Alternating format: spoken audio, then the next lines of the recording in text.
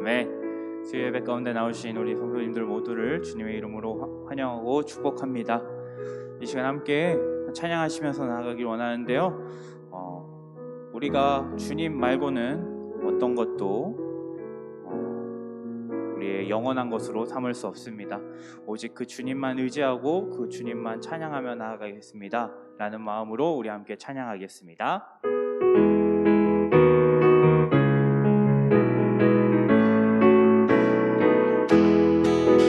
주 없이 살 수 없네 죄인의 구주여, 그 귀한 보배 피로 날 구속하소서. 구주의 사랑으로 들리신 보혈이 내 소망 나의 위로 내 영광 됩니다. 주 없이 살 수 없네 나 혼자 못 서리. 힘없고 부족하며 지혜도 없도다. 내 주는 나의 생명 또 나의 힘이라. 의지하여 지혜를 얻으리. 주 없이 살 수 없네 내 주는 아신다.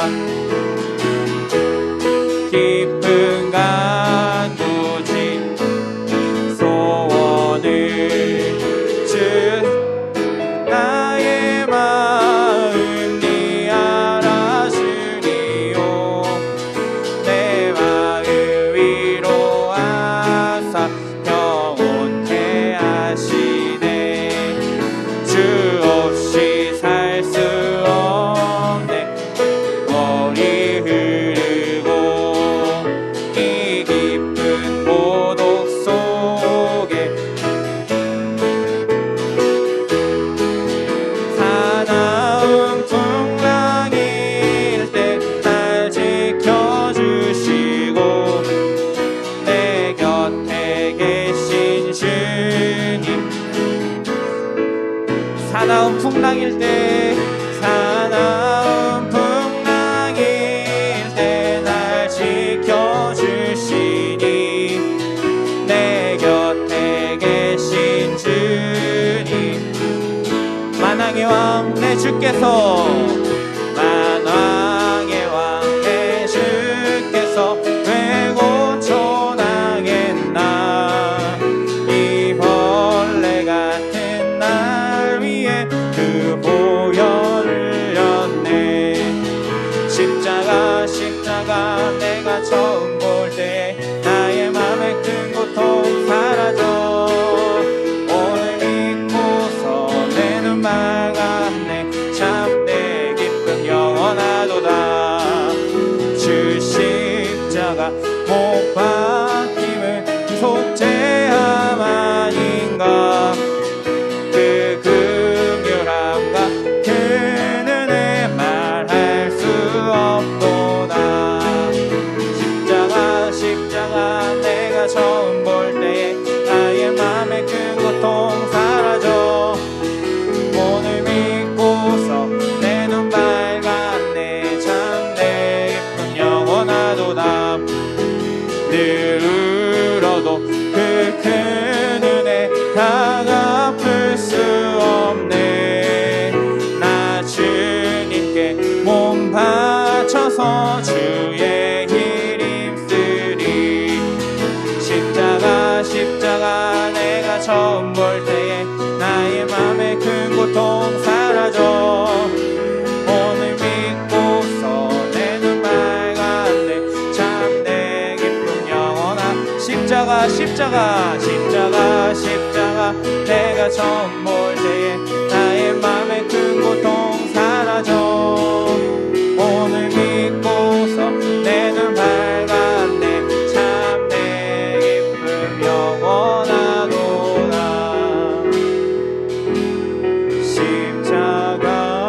십자가 내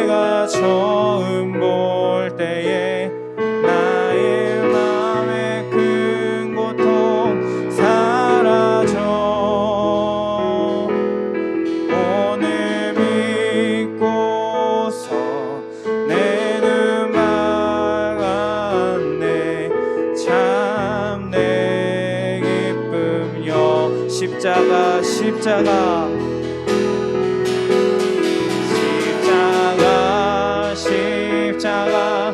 내가 처음 볼 때에 나의 맘의 큰 고통 사라져 오늘 믿고서 내 눈 밝았네 참 내 기쁨 영원하도다.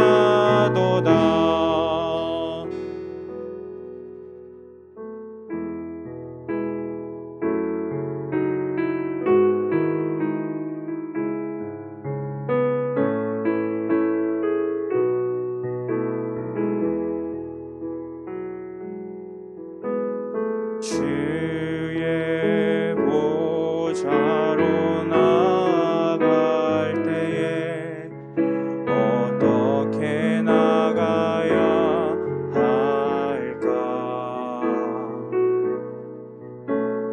나를 구원한 주의 십자가 그것을 믿으며 가네. 주의 보좌로 나갈 때에 나 여전히 부족하나.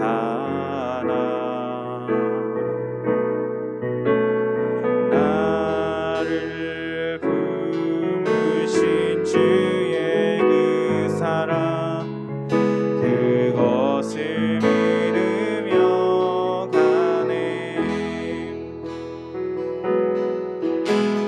자격 없는 내 힘이 아니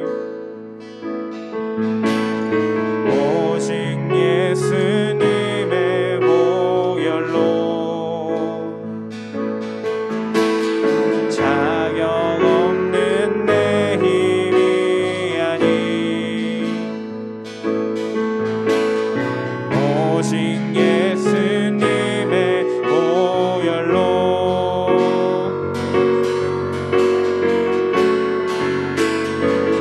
십자가의 보혈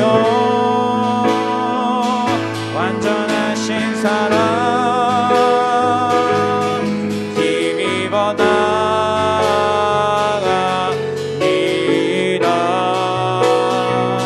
십자가의 보혈 완전하신 사랑 힘입어 예배하. 십자가의 보혈 십자가의 보혈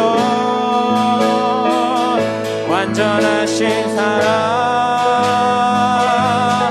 힘입어 나갑니다.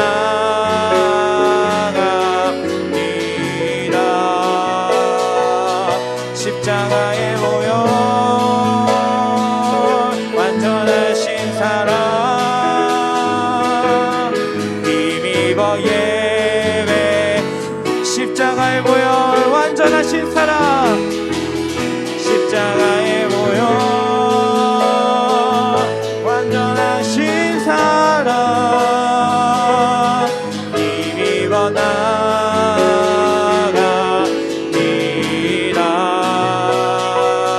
십자가의 보혈 완전하신 사랑 힘입어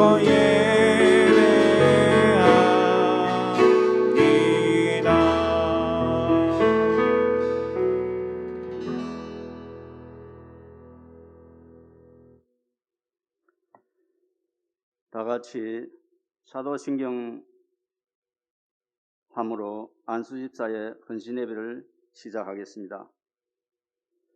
나는 전능하신 아버지 하나님, 천지의 창조주를 믿습니다. 나는 그의 유일하신 아들 우리 주 예수 그리스도를 믿습니다. 그는 성령으로 잉태되어 동정녀 마리아에게서 나시고 본디오 빌라도에게 고난을 받아 십자가에 못 박혀 죽으시고 장사된 지 사흘 만에 죽은 자 가운데서 다시 살아나셨으며 하늘에 오르시어 전능하신 아버지 하나님 우편에 앉아 계시다가 거기로부터 살아있는 자와 죽은 자를 심판하러 오십니다. 나는 성령을 믿으며 거룩한 공개와 성도의 교제와 죄를 용서받는 것과 몸의 부활과 영생을 믿습니다. 아멘. 찬송가 449장 하겠습니다.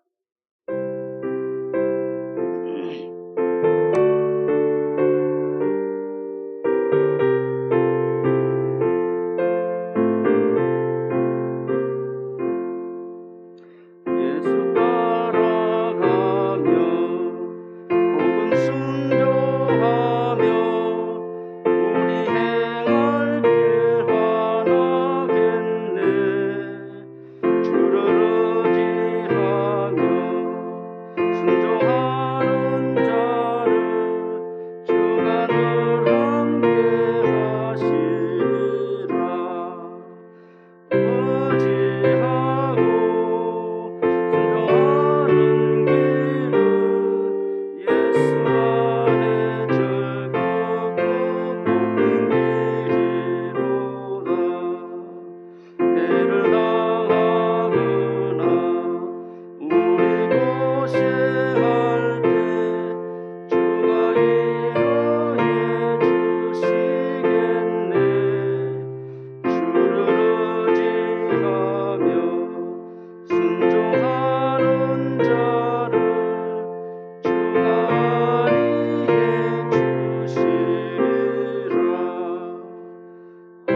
의지하고 순종하는 길은 예수 안에 즐겁고 복된 길이로다.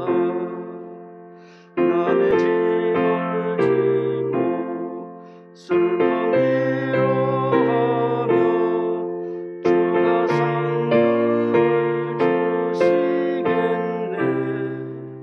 주를 의지하며 순종하는 자를 항상 복 내려 주시리라. 의지하고 순종하는 길은 예수 안에 즐겁고 복된 길이로다. 우리 받은 것을 주께 다 드리며 우리 기쁨이 넘치겠네. 주를 의지하며 순종하는 자를 은혜 풍성케 하시리라. 순종하는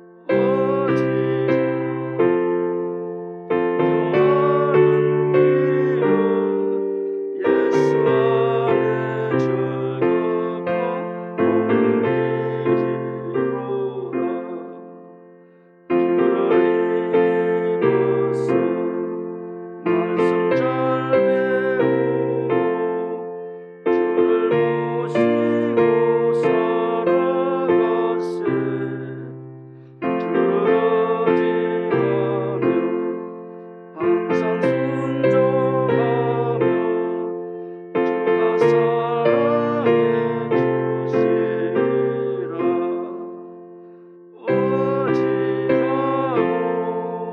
순종하는 길은 예수 안에 즐겁고 복된 길이로다.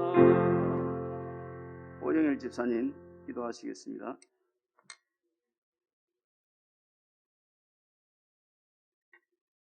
기도드리겠습니다. 하나님 아버지 감사합니다. 21년 7월 21일 안수집사 헌신예배로 수요예배를 드림에 감사드립니다. 안수집사들이 예동교회의 중심이 되게 하여 주시옵소서. 성도의 몸이 되고 실천하는 안수집사가 되게 하여 주시옵소서. 사회에서나 교회에서나 가정에서나 모범이 되는 하나님의 자녀가 되게 하여 주시옵소서. 초대교회 헌신적으로 일했던 7 집사를 닮게 하여 주시기 바랍니다. 전병길 회장 집사님을 중심으로 단합되는 안수 집사회가 되게 하여 주시옵소서. 수건 산업인 교회 교육관의 용도 변경 및 리모델링 공사를 하고 있습니다. 공사가 진행되는 모든 과정에 함께 하사 사고 없이 안전하게 마무리될 수 있도록 하여 주시옵시고, 이 모든 일을 하시는 직분 맡은 분들을 주님께서 위로하여 주시옵소서. 이 모든 과정들이 주일학교가 발전하는 모티브가 되게 하여 주시옵소서. 유치부에서 예수마의 원더풀 로드라는 주제로 이름 성경학교를 하였습니다. 작은 우리 유치부 아이들의 마음속에 예수님의 마음을 가지도록 하게 하여 주시옵시고, 지금의 믿음의 씨앗들이 60배, 100배 선정할 수 있도록 축복하여 주시옵소서. 청년부 및 각기관 수련회를 축복하사 아무 사고 없이 성령 충만하고 말씀 충만한 21년 학위 수련회가 될 수 있도록 인도하여 주시기 바랍니다. 10월 17일부터 부산 동지방 전도 부흥회가 준비하고 있습니다. 말씀을 전하는 일에 전심을 다하는 우리 교회가 되게 하여 주시옵소서. 코로나 바이러스로 이 부흥회가 차질을 빚지 않도록 이 전도 부흥회 주님께서 함께하여 주시기 바랍니다. 코로나 바이러스 사태가 심각해지고 있습니다. 서울은 4단계, 부산은 3단계로 격상하고 식당 등 영업시간이 단축되고 있습니다. 우리나라 아니 전 세계가 코로나 바이러스부터 벗어나게 하여 주시옵소서. 이런 사태로 경제적 사정이 어려우신 우리 성도님들 어루만져 주시기 바랍니다. 주님의 위로가 같이 하기를 기도드립니다. 빠른 시간 내에 정상적 경제활동을 할 수 있도록 주님께서 함께하여 주시기 바랍니다. 우리나라 지도자들에게 지혜를 주시어 현명한 판단을 할 수 있도록 주님께서 하여 주시기 바랍니다. 이 모든 말씀 예수님 이름으로 기도드렸습니다. 아멘.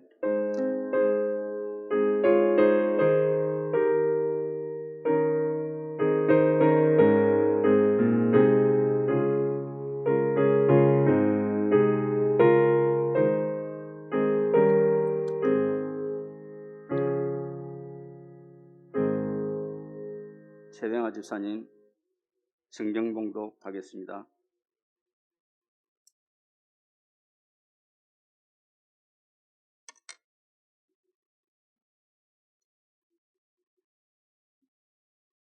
오늘 성경 말씀은 신약 죄송합니다.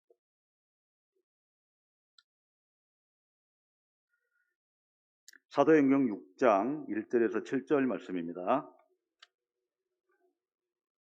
그때의 제자가 더 많아졌는데 헬라파 유대인들이 자기의 과부들이 매일의 구제에 빠짐으로 히브리파 사람을 원망하니 12사도가 모든 제자를 불러 이르되 우리가 하나님의 말씀을 제쳐놓고 접대를 일삼는 것이 마땅하지 아니하니 형제들아 너희 가운데서 성령과 지혜가 충만하여 칭찬받는 사람 7을 택하라.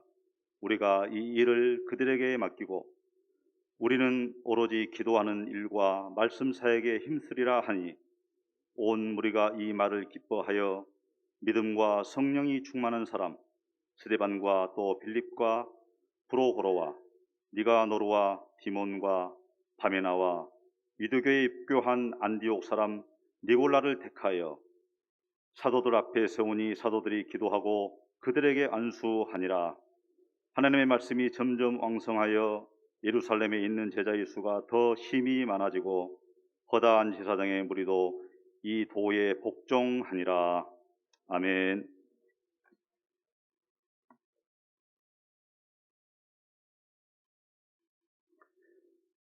이 시간에는 특송을 해야 되는데 코로나19 방역 수칙으로 인해 가지고 특송을 못하게 됐습니다. 못하는 대신에 우리 안수집사 회원들 오셔서 인사로 대신하고 제가 주님 다시 오실 때까지, 주님이 언제 오실지는 모르지만도 주님 다시 오실 때까지를 특주하겠습니다. 이어서 목사님 말씀이 있겠습니다.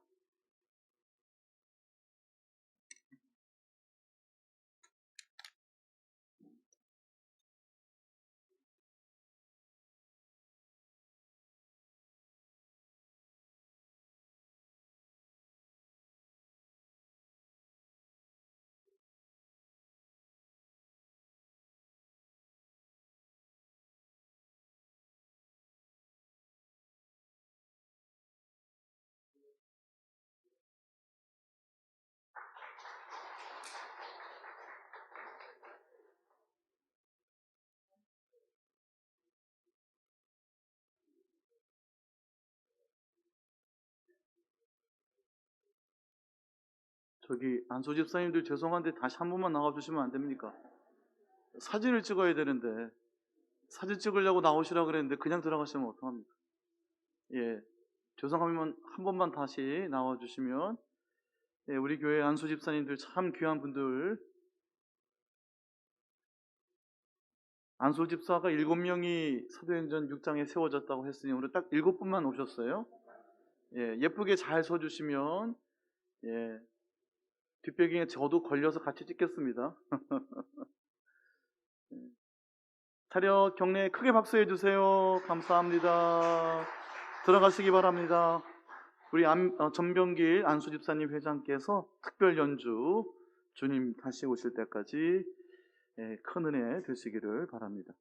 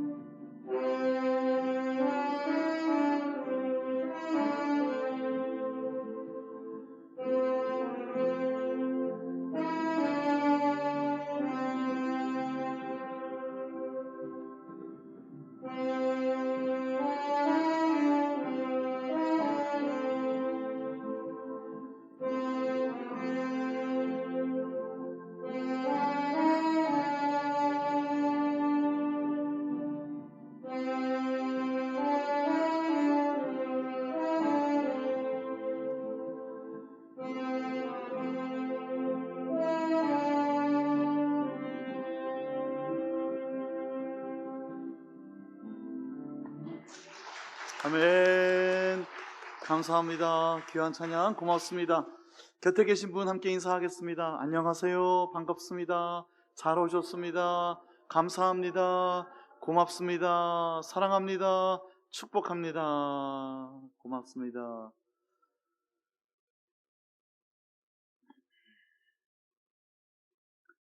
안수 집사회 헌신 예배로 오늘 수요 저녁 예배 드리게 돼서 참 감사하고요.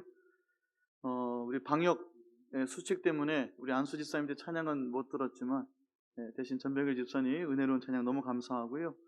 그럼에도 불구하고 앞에 다 나오셔서 또 함께 인사해 주신 것도 너무 감사하고요.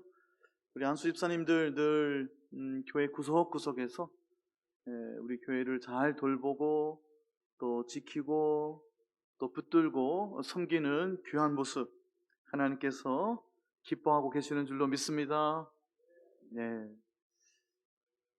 안수 집사님들 드리는 예배를 위해서 어떤 본문을 선택할까 생각하다가 우리가 너무나도 잘 아는 사도행전 6장을 선택했습니다. 여기에 집사님 7분이 처음 등장하고요. 또 그분들이 안수받는 모습도 있기 때문에 안수 집사님들의 가장 모델이 되는 본문이 아닌가 그렇게 우리가 생각을 합니다. 제가 전에도 여러 번 이 본문을 통해서 말씀을 나누었던 것처럼 그러나 이 본문은 안수 집사님들만 해당되는 본문이 결코 아니고요. 안수 집사님들이 세워지는 직분의 배경이 되는 본문도 사실은 아니라고 보아야 할 것입니다. 모든 직분자들을 우리가 생각할 때에 가장 본이 되는 또 귀감이 되는 모델이 되는 모든 임직하는 분들의 본문이 될 것입니다. 여기서 집사님이라는 표현이 등장하지 않죠. 첫 번째는 사도행전 6장에 안수 집사라는 표현 자체는 등장하지 않습니다. 2절에 보면 접대를 일삼는 것이 마땅하지 아니하니 이 접대라는 표현이 섬김, 봉사라는 표현이 등장합니다. 디아코네인이라는 디아코노스 그러면 집사라는 뜻으로 우리가 보통 번역하고요. 섬긴다, 접대한다, 봉사한다 그러면 디아코네인 이렇게 동사형을 쓰는데요. 이 말 안에 집사라는 명칭이 숨어 있기도 합니다. 4절에 보면 기도와 말씀 사역에 힘쓰리라 할 때 말씀 사역 뒤에 이 사역이라고 번역되어 있는 헬라어도 디아코노스라는 말입니다. 마찬가지로 집사로 번역될 수 있는 말입니다. 그러니까 사도행전 6장 본문에 나오는 사역 또는 접대라는 말이 집사님들의 사역을 일컫는 말이 될 수는 있으나 여기에 등장하시는 7분이 안수 집사의 첫 번째 모델은 꼭 그렇게 보기는 어렵다 하는 겁니다. 사실 스데반과 빌립 7분 중에 이 2분은요 안수 집사님이기보다는 말씀 사역자이기도 했습니다. 7장에 스데반의 설교가 등장하죠. 7장의 이 스데반의 설교는 무려 60절 가까이 기록되어 있습니다. 53절까지 스데반의 명설교가 그의 성령 충만한 설교가 기록되어 있는 스데반은 설교하는 말씀 사역자였습니다. 사도행전 6장 첫머리에 말씀 사역에 사도들이 전념하기 위해서 봉사 섬기는 직분을 맡는 안수 집사를 세운 것처럼 보여지지만 스데반 자신이 말씀 사역자였다는 것이 바로 7장에 그의 이 엄청난 설교 가운데 나타나죠. 빌립은 사마리아에서 선교하는 장면이 곧이어 등장하죠. 전도자였습니다. 사도행전 말미 21장 정도에 가보면 빌립은 전도자 빌립이라는 말씀 사역자로 등장합니다. 그러므로 이 7분은 현재 우리의 개념에서의 안수 집사로 국한되는 것이 아니고요. 당대의 모든 직분의 원형이 되는 분들입니다. 사실 7 사람을 세우라고 되어 있습니다. 3절에 보면 7을 택하라 이렇게 되어 있어요. 7 집사를 택하라 되어 있지 않고요. 그냥 7명이라고 되어 있고요. 예루살렘 교회에 결혼이 생겼죠. 7분 중에 스데반은 이제 7장 하반부에 가서 순교하는 장면이 나오죠. 그런데 그 자리를 채우지 않습니다. 그리고 이 7을 세우는 이와 같은 분들은 다른 지역에 다른 교회에서는 등장하지 않는 예루살렘 교회에서만 등장하는 모습이죠. 다른 교회에서 안디옥 교회라든가 다른 또 유럽의 교회, 소아시아 교회에서 이와 같은 7을 세우는 장면이 등장하지 않습니다. 예루살렘 교회에 7이라는 특별한 숫자를 부여해서 예외적으로 세웠던 분들이기 때문에 여기까지 말씀을 정리하면 이렇습니다. 안수 집사님들의 원형이 될 뿐 아니라 목사를 비롯한 사도를 비롯한 거의 모든 직분자들의 원형이라고 볼 수가 있습니다. 하나님 앞에 직분을 맡고 세움을 받은 이들은 이와 같은 7 집사와 같은 모습이어야 된다. 우리가 이렇게 정리해 볼 수가 있을 겁니다. 이 6장만 하더라도 사도들이 등장하죠. 예수님의 제자들, 그 사도들을 대신할 분들은 없어요.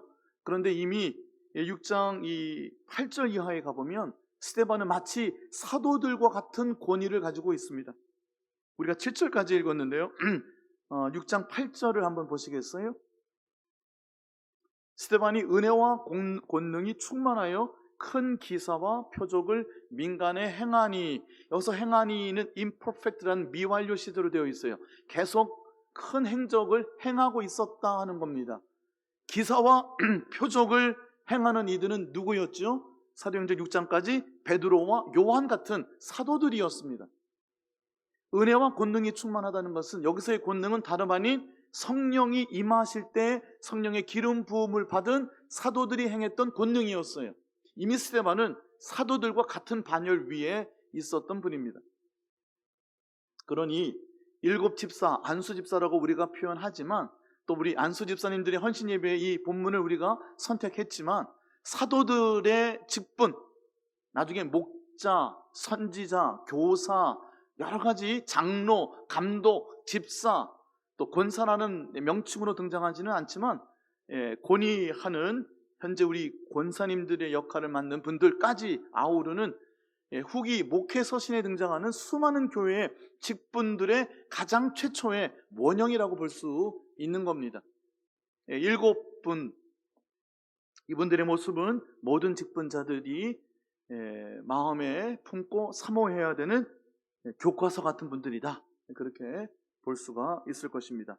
자, 이 7분은 왜 그 역할이 왜 여기에 세워졌을까요?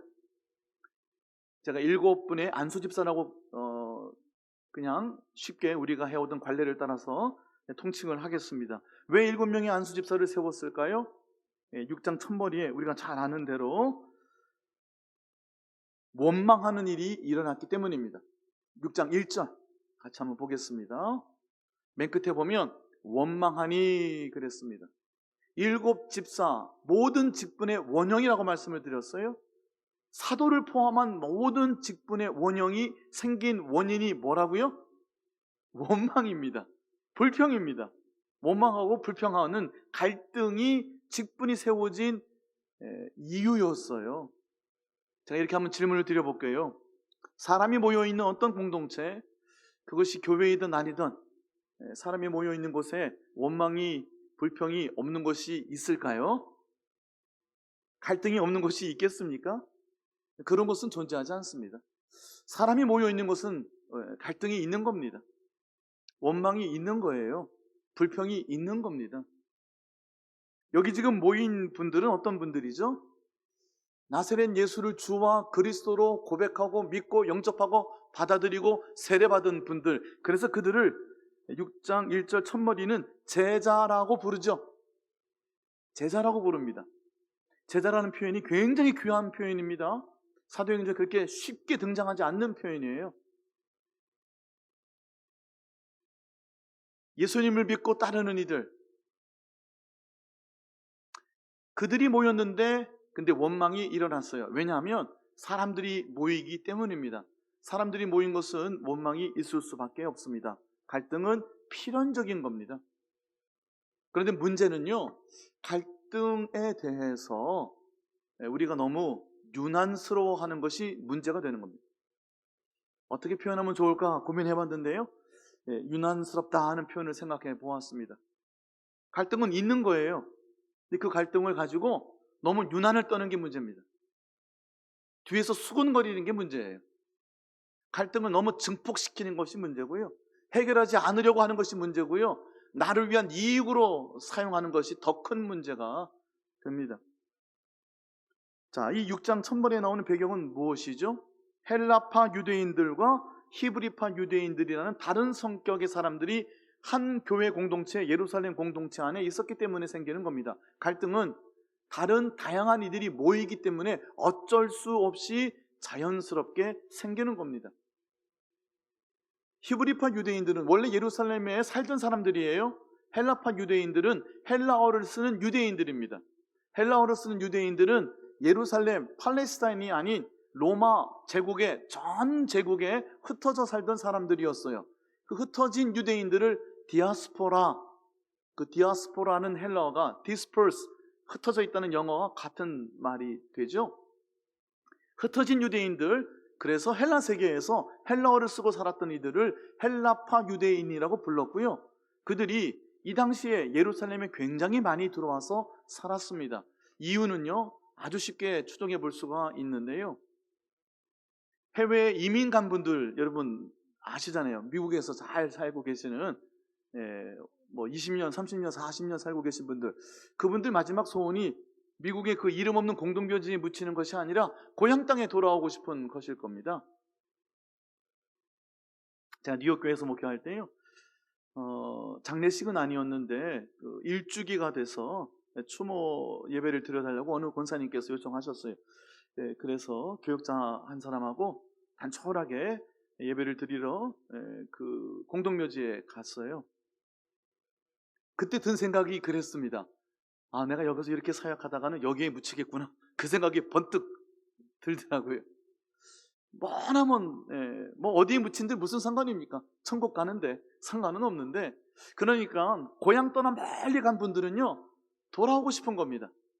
거기에다가 예수님 이제 오실 메시아 나사렛 예수님으로 이미 오셨다는 것을 모르는 모든 헬라파 유대인들은요 메시아가 반드시 오실 것이라고 믿었고요, 그 메시아가 오시는 곳이 예루살렘이라고 믿었어요.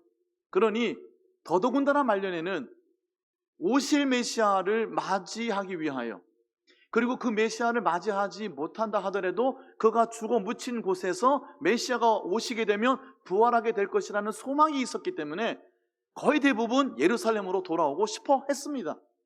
그래서 돌아온 분들이에요. 그러니 돌아오신 분들의 연령대가 어땠을까요? 나이가 많은 분들이 대부분이었습니다. 그리고 연고지가 없는 분들이 대부분입니다. 해외에 오랫동안 살았어요. 심지어는 그분들의 후손들이 돌아오기도 합니다. 그러니 예루살렘에 생계가 없었죠. 먹고 살 거리가 없는 겁니다. 무엇을 들고 왔다 하더라도 시간 지나가면 다 까먹는 거죠. 생산활동을 해야 되는데 생산활동을 할 수가 없었죠. 연고가 없죠. 나이는 고령이죠. 자, 헬라파 유대인들의 공통점은 무엇이었을까요? 떼거리가 없었어요. 그래서 먹을 것이 없는 분들이 대부분이었습니다. 자, 이 공동체 안에 원래 계셨던 히브리파 유대인들과는 다른 이와 같은 헬라파 유대인들이 많았고, 특히나 그들 중에 과부들은요, 그 당시에 과부라고 하는 것은 과부와 고아와 나그네, 이 세 부류는 가장 사회적 약자들을 통칭하는 말이었어요. 더더군다나 생계를 조금이라도 도와줄 남편이 없었어요. 아들도 없고요. 가장 약한 분들이었어요. 그러니 그분들은요, 이 푸드 프로그램, 푸드뱅크를 통해서 음식을 조달받지 않으면 생계를 이어가기가 힘든 분들이 많았어요. 자, 그분들 뿐이었겠습니까? 그 당시에는요, 히브리파 유대인들도 먹거리가 풍성하지 않았죠. 이 당시 예루살렘 교회에 한 몇 명쯤 모였을까요? 2만 명, 3만 명 매일같이 폭발적으로 성장하고 있었어요. 베드로 설교 한 번에 3,000명이 돌아옵니다. 5,000명이 돌아옵니다. 한 번에 5,000명, 2,000명, 3,000명 몇만 명이 모여들고 있었는데 그분들 대부분이 예수 믿고 천국의 복음의 기쁨으로 감사했으나 먹을 것이 없는 분들이었어요. 그러니 헬라파 과부들은 더더군다나 소외가 될 수밖에 없었으니 원망은 지극히 자연스러운 일이었어요. 갈등은 지극히 자연스러운 일이었습니다. 한 가지 더 볼까요? 7절을 보시면요. 7절. 예루살렘에 있는 제자의 수가 더 심히 많아지고 몇만 명씩 늘어가고 있었어요. 수많은 다양한 계층의 계급의 사람들, 계층뿐 아니라 계급의 사람들이 모여들었어요. 계급이 다르면 서로 삶을 섞으려고 할까요? 그렇지 않죠. 특히나 허다한 제사장의 무리가 예수 그리스도의 십자가의 복음에 복종하기 시작했어요. 이분들은 출신 배경이 뭐죠? 제사장입니다. 어떤 분들입니까? 구별된 분들입니다. 레위인 중에서도 따로 구별된 분들이 제사장 아니던가요? 특권 계층이었어요. 소수들이었습니다. 이런 분들도 이 안에 들어왔으니 갈등은 자연스러운 겁니다. 갈등이 있을 수밖에 없어요. 문제는 그 갈등을 유난스럽게 대하는 게 문제인 거예요. 뒤에서 수군거리고 그래서 자신이 이익을 구하는 것으로 잘못 그 갈등을 조장하기도 하고 증폭시키기도 하고 뒤에서 수군거리기도 하고 그 문제를 해결하지 않은 채 꽁 닫힌 마음으로 혼자만 아파하기도 하고 갈등은 자연스러운 것인데 그 자연스러운 갈등을 해결하려고 하지 않았다 하는 겁니다. 한 가지만 더 볼까요? 갈등이 자연스럽다는 것을 너무 길게 설명하는 것 같긴 한데요. 우리가 함께 읽지 않았는데 9절을 볼게요. 9절 제가 본문을 부탁드렸는데요. 여기에 보면 자유민이라는 분들이 나와요. 여러분 예루살렘 공동체 안에 있었던 분들이 아니고 이분들은 그 공동체 예루살렘 교회는 예루살렘에 있었죠. 예루살렘에 같이 살고 있던 사람들 중에 이와 같은 이들도 있었어요. 자유민들이라는 분들. 근데 이분들은요 구레네, 알렉산드리아, 갤리기아, 아시아 공통점이 뭐죠? 다 디어스포라 유대인들이란 말이에요. 팔레스타인, 예루살렘이 아닌 소아시아, 알렉산드리아 다 밖에서 온 분들이에요. 자, 이분들은 밖에 거주할 때 어디에 중심으로 모였을까요? 디아스포라 유대인들은 무조건 회당을 중심으로 모였어요. 시네고그, 성전이 없죠. 그러니 그들은 토라, 히브리어로 된 성경책 못 알아들었습니다. 헬라어를 쓰니까. 헬라어로 번역된 70인역을 가지고 회당에 모여서 그 말씀을 읽고 강론하고 듣고 하나님을 경외하며 살았던 이들, 회당 중심으로 살았던 많은 이들이 예루살렘에 와 있었고 그분들 중에 이 교회 공동체에 들어오지 않은 분들, 그분들 대부분 자유민들이라고 불렀는데 왜 자유민이라고 불렸냐면 원래 폼페이우스라는 로마의 황제가 유대인들을 포로로 많이 잡아갔습니다. 전쟁에 동원하고요, 노역에 동원하고요. 그러다가 황제가 바뀌고 그러면서 그들이 이제 자유민이 되기도 하고 그들의 후손들이 돌아온 거예요. 그분들은요 독특한 배경을 가지고 있고요. 특히나 회당을 중심으로 살았던 분들이에요. 그 당시 랍비들의 문헌에 보면 전 헬라 세계에 흩어져 있었던 유대인들의 회당이 대략 한 500개 정도 나옵니다. 어떤 뜻인지 아세요? 나는 알렉산드리아 모처에 있는 어느 회당 출신이야 라는 게 있는 거예요. 나는 길리기아 어디 처에 있는 몇 구역에 있었던 거기 회당 출신이야. 얼마나 다양했을까요? 교회 안의 공동체 안도 다양했지만 이 밖에 있는 분들도 참 다양했습니다. 사람 사는 이렇게 모인 곳은 갈등이 자연스러운 겁니다. 그 갈등을 자연스럽게 해소해 나가는 그런 과정이 반드시 필요했고 그래서 이 예루살렘 교회에 7명의 집사님들을 세운 겁니다. 사도들이 이 모든 일을 감당할 수가 없었어요. 이미 수만 명이 모여들었기 때문에 이 일을, 이 행정적인 일들을 맡아서 감당할 이 섬김의 사역을 맡을 분들이 반드시 필요했던 거고요. 그들의 맡는 직임의 가장 근본적인 이유는 갈등의 해소에 있었어요. 단순히 먹거리를 누구에게 갖다 준다는 게 문제가 아니고요. 그러니까 충분히 이해하셨죠? 언제든지 서로 달라요. 틀린 게 아니잖아요. 그런데 그 다른 것에 대하여 함께 자연스럽게 이야기하고 서로 어떤 같은 방향을 찾아보고 서로를 이해할 수 있는 생각들을 나누고 또 같이 기도하고 또 고민하고 방법들을 찾아가는 것. 이 성숙한 신앙의 삶, 그것을 위하여 하나님께서 특별하게 이 예루살렘 교회에 7분을 선택한 겁니다. 그분들은요, 5절에 보면요, 그분들의 이름이 기록되어 있는데 공통점이 있어요. 5절을 한번 보여주세요. 자막에 제가 그분들의 이름을 불러볼게요.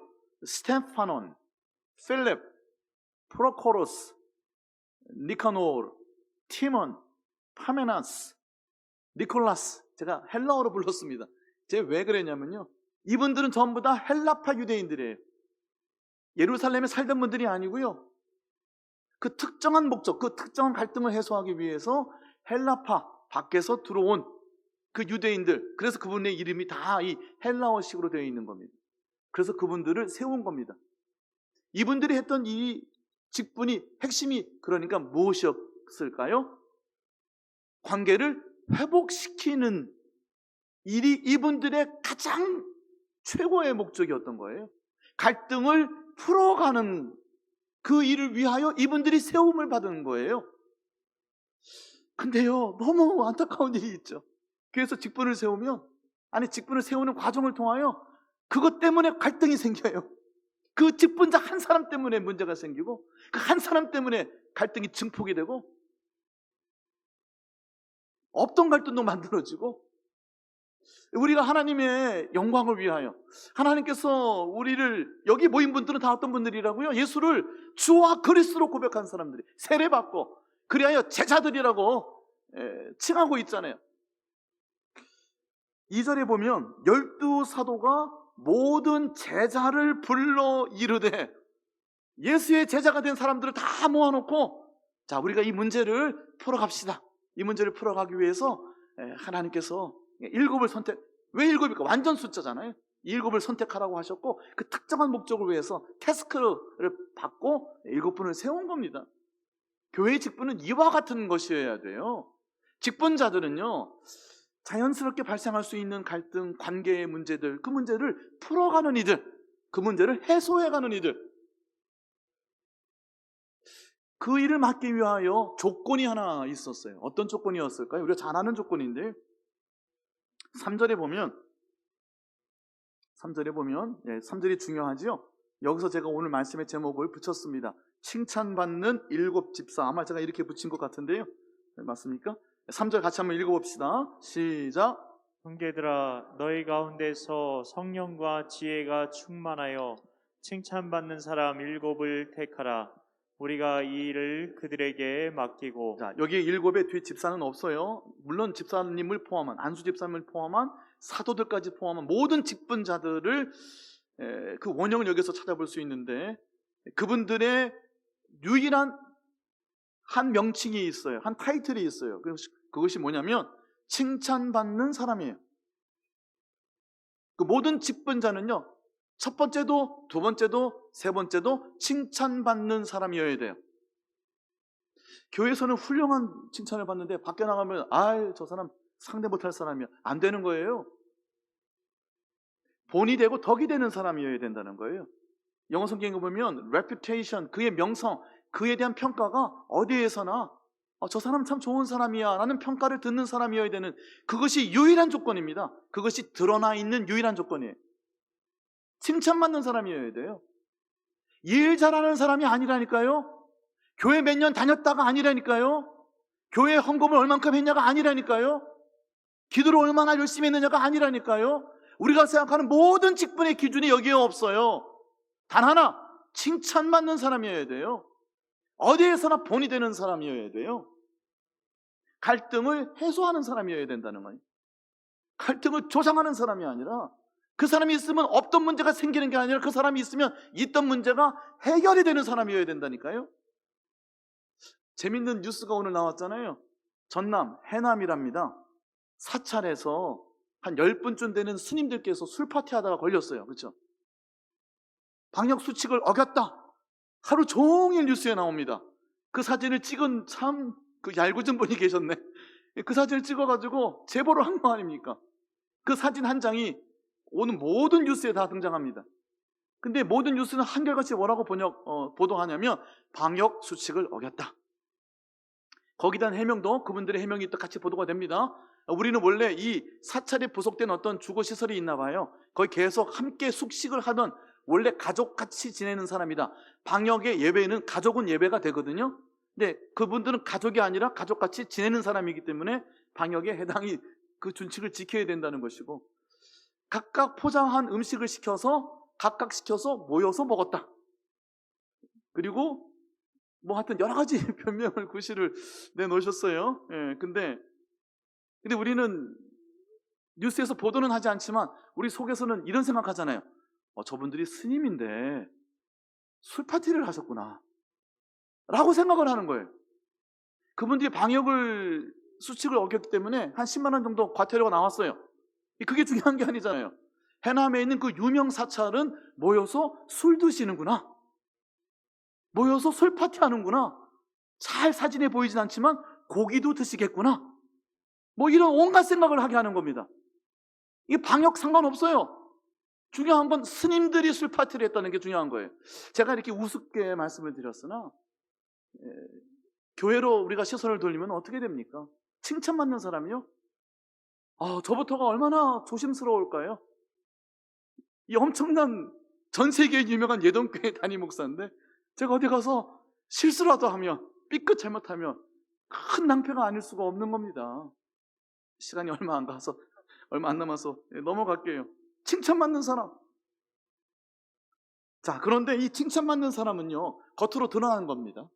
근데 그 드러난 것 뒤에 그 칭찬받는 사람의 배경이 있어요. 그 배경을 네 번이나 설명해 주셨어요. 이 6장 안에 4번이나 설명했는데 그 3절의 첫 번째가 성령과 지혜가 충만하여 라고 표현했어요.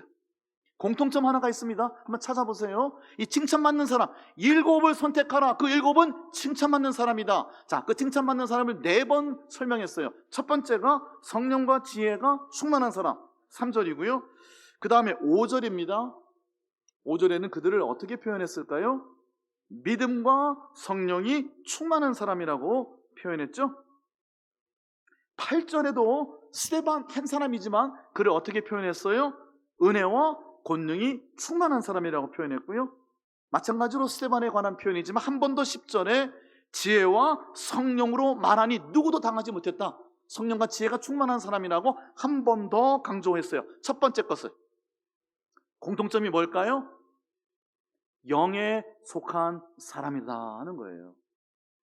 성령과 지혜라고 되어 있으나 이 말씀은 성령이 충만하기 때문에 성령께서 주시는 성령의 지혜가 현실이 돼서 나타나는 사람이라는 뜻이에요.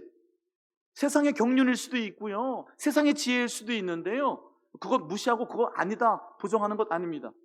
경륜이 있고 연륜이 있고 세상의 지혜와 지식이 있는 분들도 필요합니다.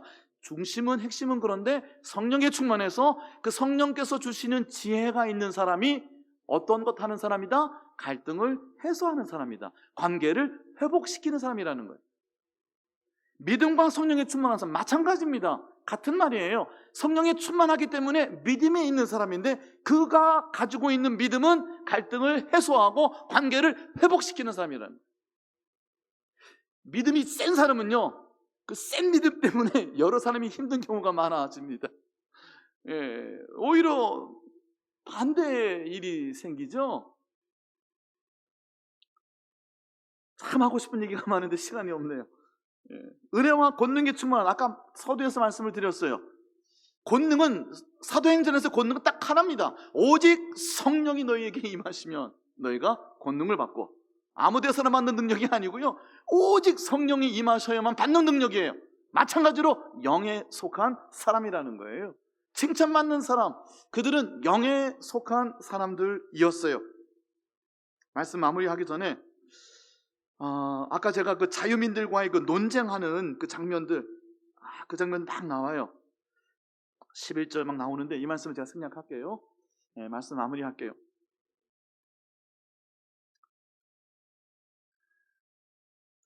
아니, 마무리가 그 말씀을 안 하면 안 될 것 같아요. 예, 조금만 할게요. 이 자유민들, 그들과 예루살렘 교회 공동체 내가 아니라 예루살렘 교회와 그 당시 유대 사회와 가지고 있었던 갈등이 또 있었어요. 여러분, 교회와 사회의 갈등이 있지 않아요? 제가 갑자기 언뜻 생각나는 갈등이 있는데, 서울의 모 교회는 알박기 하는 교회가 있더라고요. 옆에 모든 땅은 다 협의해가지고 보상금 받고 떠났는데, 그 교회만큼은 다른 분들이 받았던 보상금의 100배인가요? 뭐 수십 배인가요? 말도 안 되는 몇백억을 요구하고 지금도 못 들어오게 하고 화염방사기 들고 다니는 그런 교회가 서울에 어디에 있잖아요. 여러분 다 신문에서 보셨잖아요. 제가 어떤 의도를 갖고 말씀드리는 게 아니에요. 교회와 사회의 갈등이 있어요. 왜 없겠어요? 이 당시 예루살렘 교회 갈등은 어떤 갈등이었죠? 자유민과 예루살렘 공동체 교회의 갈등이었는데, 자유민들은 제가 11, 12, 13, 14절에 있는 말씀을 정리해 드릴게요. 그들은 두 가지를 붙들고 살았던 사람들이에요. 그리고 두 가지를 예수 믿는 사람들이 다 무너뜨리고 있다라고 분개했던 사람이라 스데반을 잡아가지고 공회에 넘기고, 그 공회 앞에 서서 스데반이 설교하는 것이 7장이고, 그 설교를 듣다가 분을 참지 못해서 돌을 던져 스데반을 죽이는 겁니다. 엄청난 갈등이에요. 자, 이 자유민들이 붙들었던 두 가지, 그 두 가지를 예수 믿는 사람들이 무너뜨린다고 생각했어요. 그 두 가지가 뭐였냐면 말씀과 그리고 성전이에요.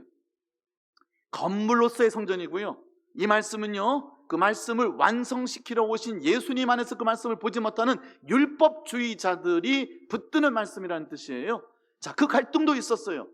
자, 그 갈등 안에서 스데반은 어떻게 했죠? 하나님이 그에게 주신 순교의 각오를 가지고 하나님이 그에게 주신 참된 기쁨으로 복음을 담대히 전했어요. 자, 제가 굉장히 어려운 말씀 하나 드린 겁니다.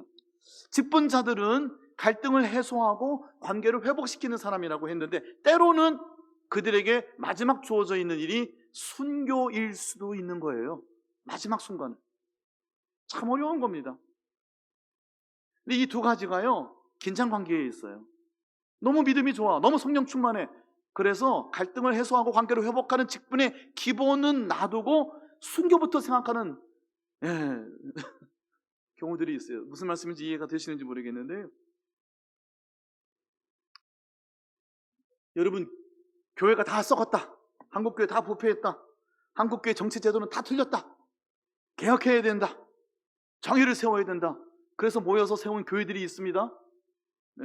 그런 교회에서 사역하는 제 후배 목사님이 있어요. 가장 가까이서 제가 보기도 했어요. 교회에서 뛰쳐나갑니다. 우리 교회 다 썩었다고, 다 틀렸다고, 정의를 세우겠다고 뛰쳐나가서 모인 분들이 모이는 교회, 대단한 교회 아니겠어요? 50명 정도 되면 가지치기를 합니다. 분립해요. 작은 교회를 지향하기 때문에 50명 이상 모이지도 않아요. 목사에게 아무런 권한도 안 줍니다.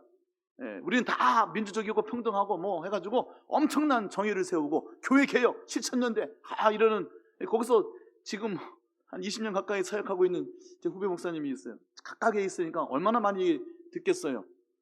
세상에 그런 갈등이 그 안에 없어요. 자기들이 붙잡고 있는 것들이 얼마나 많은지 알아요? 이 자유민들이 붙들고 있던 말씀, 이 율법주의자들의 말씀이라는 거예요. 건물에 대한, 성전에 대한 어떤 집착, 그분들이 가지고 들어와 모인 교회면요, 교회가 정의로워야 되잖아요. 민주적이어야 되잖아요. 은혜로워야 될 거 아닙니까? 맨날 말도 아닌 것 가지고 다 다툽니다. 제가 한번 설명해 드리면 깜짝 놀랄 일을 가지고 교회가 힘들어해요. 말씀을 마무리할게요. 갑자기 말씀을 마무리할 때 갑자기 또 버리려고 해서 죄송합니다. 자, 결론입니다. 결론. 방금 말씀드린 거는 그냥 여러분 알아서,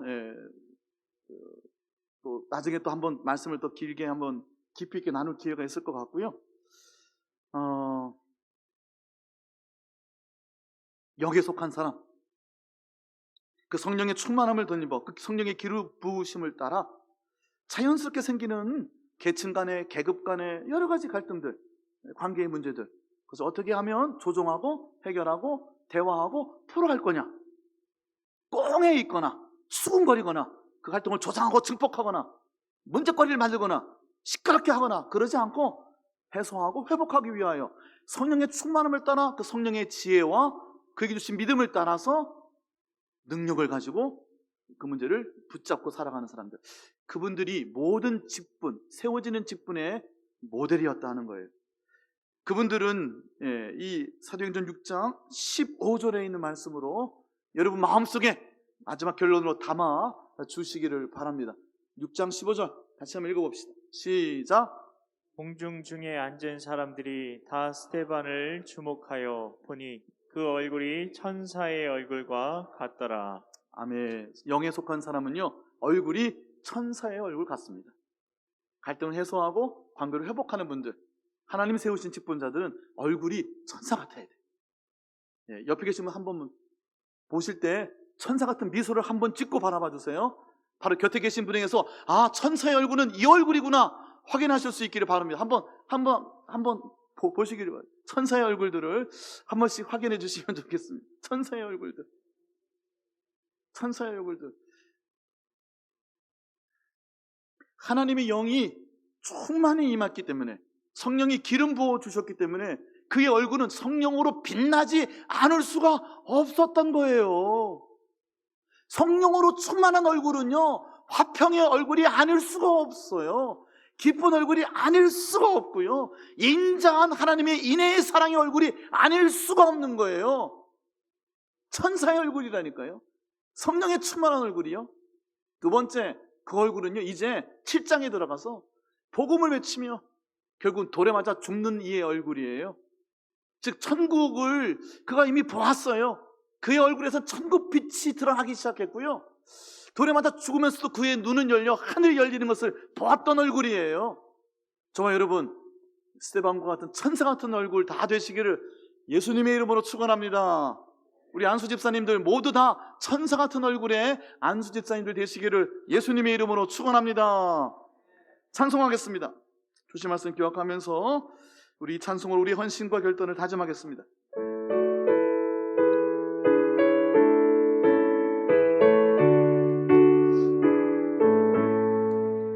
나의 죄를 정케하사 주의 이권 삼으신 구세주의 넓은 사랑 항상 찬송합니다. 나를 일꾼 삼으신 주 크신 능력 주시고 언제든지 주 뜻대로 사용하여 주소서. 내게 부어 주시려고 은혜에 비하신 주의 은혜 채워주사 능력 있게 하소서. 나를 일꾼 삼으신 주 크신 능력 주시고 언제든지 주 뜻대로 사용하여 주소서. 죄의 짐을 풀어주신 주의 능력 그도다. 나를 피로 사신 예수 내 맘속에 오소서. 나를 일꾼 삼으신 주 크신 능력 주시고 언제든지 주 뜻대로 사용하여 주소서. 주여 내게 성령으로 충만하게 채우사 생명수가 강물처럼 흐르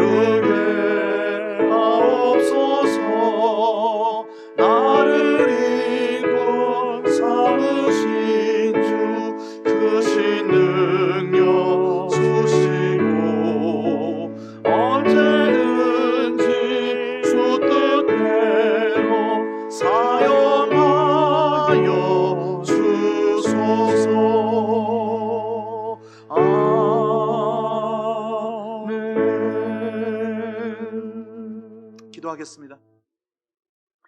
우리 주 예수 그리스도의 은혜와 하나님 아버지의 사랑하심과 성령의 교통하심이 천사와 같은 얼굴빛으로 하나님을 찬양하며 하나님의 영광을 위하여 이 세상의 화목을 위하여 열심과 성실로 사랑과 겸손으로 엎드려 섬기기를 결단하고 다짐하는 이 자리에 머리 숙인 우리 예동의 공동체 위에 안수 집사님들 위에 이제와 영원토록 항상 함께하여 주옵시기를 간절히 축원하옵나이다. 아멘.